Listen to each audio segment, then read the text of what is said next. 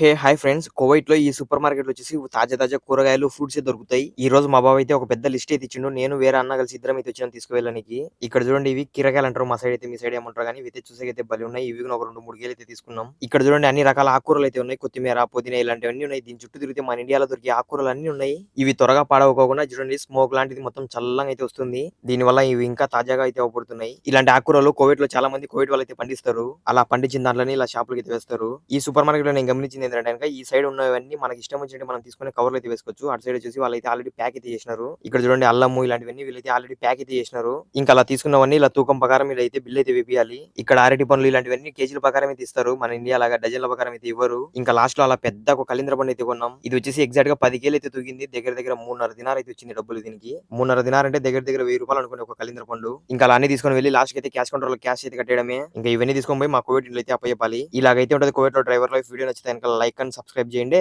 Thank you.